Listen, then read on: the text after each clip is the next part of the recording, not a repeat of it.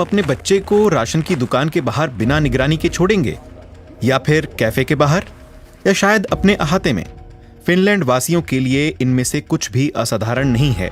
रोन्या और उनकी बेटी एल्मी भी कोई अपवाद नहीं। बच्चों को बाहर छोड़ना बहुत आम बात है। ये सुरक्षित है और मुझे भरोसा है कि दूसरे लोग उसे देख रहे हैं, जबकि वो यहाँ है और मैं स्टोर में जा सकती हूँ। रोन्या पेरो का परिवार एक सामान्य फिनिश परिवार है। रोन्या और एरिका अपनी 1 साल की बेटी के साथ पोर्वू में रहते हैं।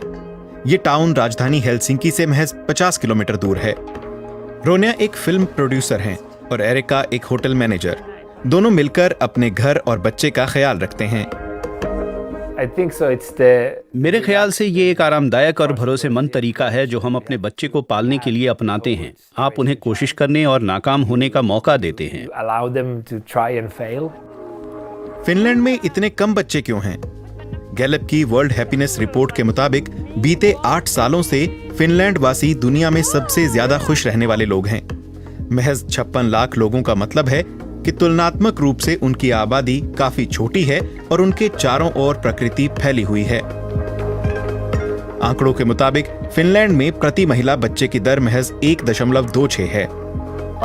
मुझे लगता है कि बड़े कारणों में जीवन और भविष्य की अनिश्चितता, जलवायु परिवर्तन के साथ ही दुनिया में जो कुछ हो रहा है वो सब शामिल है। इसका युवाओं पर असर होता है।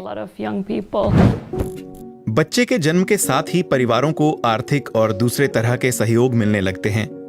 औसत आय वाले माता पिता को अपने पिछले साल की कमाई का 70% हिस्सा 160 दिनों के लिए मिलता है। उसके बाद हर महीने 100 यूरो की रकम पहले 2 बच्चों के लिए मिलती है। सुबह 8 बजने से ठीक पहले रोन्या एल्मी को डे केयर सेंटर ले जाती हैं। 9 महीने की उम्र से ही फिनलैंड के हर बच्चे का डे केयर में जगह पाने का अधिकार है।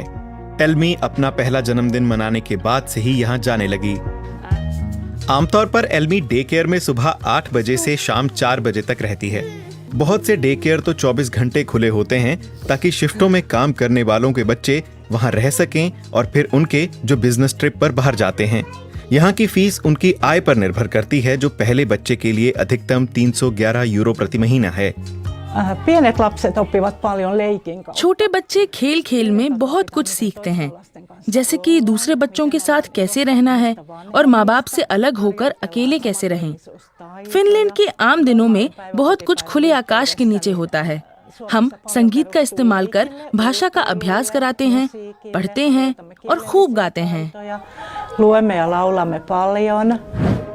आज एल्मी लंच के लिए घर में है। छोटा सा परिवार आज की दोपहर साथ गुजारेगा। हालांकि ये दोपहर की हल्की नींद का वक्त है।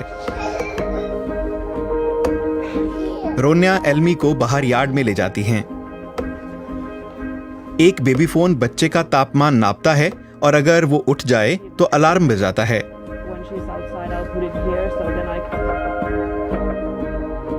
पोर्वू में दोपहर 12 बजे बाहर का तापमान -2 डिग्री सेल्सियस है।